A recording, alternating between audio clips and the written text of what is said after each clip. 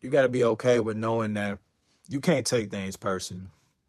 I think a lot of times our anger comes from a place of outcomes that don't meet our expectation.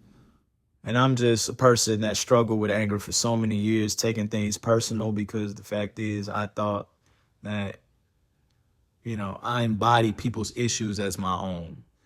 And I have to realize that people's issues are their own issues. It has nothing to do with you. They're just reacting in their manner because that's all they know how they react when they're in a situation that doesn't meet their expectation. And so what I'm saying is that you have to take root in understanding where your anger comes from.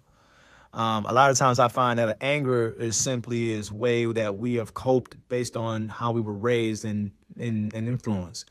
If you were raised in a home where all you knew was screaming and yelling or saying things below the belt, or in worst case scenarios, you were, seeing violence in your upbringing, then 9 times out of 10, you're going to see yourself in situations like that in your adulthood and relationships.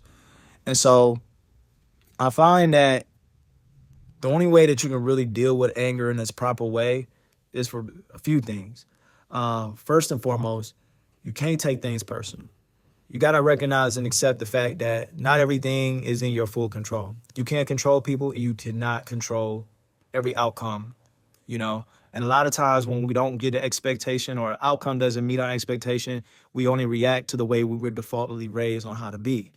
And I find that when we go through a specialist or getting therapy, getting the proper tools on how to deal and cope with our emotions better, we can have the tools necessary on how to deal with the situation at hand properly.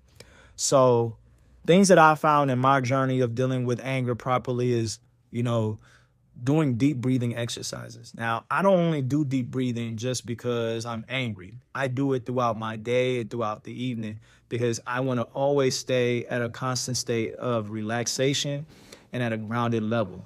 I'm not allowing myself to be bottled up and bottled in. Okay. This is one of the ways that you can also help distress. Okay. Number two, taking walks. Walks is a great way and a healthy way to distress and collect the freshness of the air and also being able to get clarity about whatever it is that's bothering you. When you're dealing with something, it's easy to just, keep it in and keep going in throughout life. But that's not always the most healthiest way to go about things. You have the outlet. So the outlet is to be able to, take time to walk, to deep breathe, and most importantly, pray. Meditation, prayer. I'm a firm believer of prayer.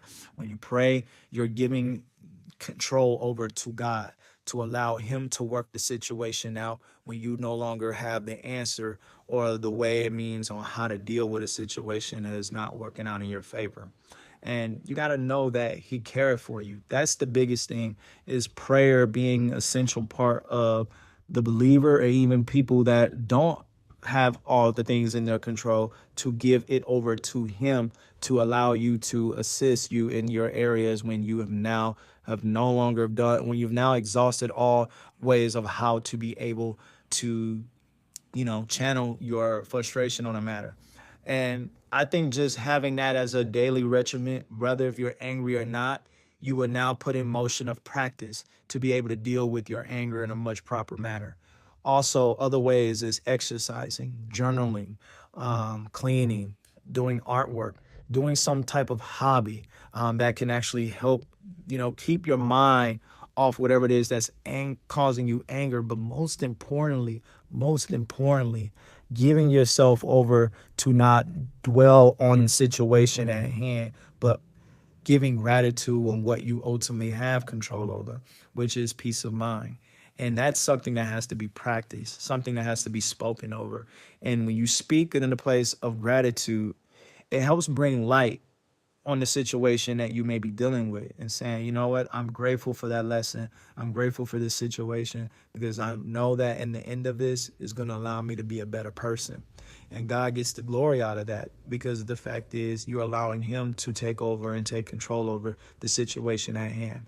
But therapy and Jesus is a way to really get yourself in a place to overcome anger much better.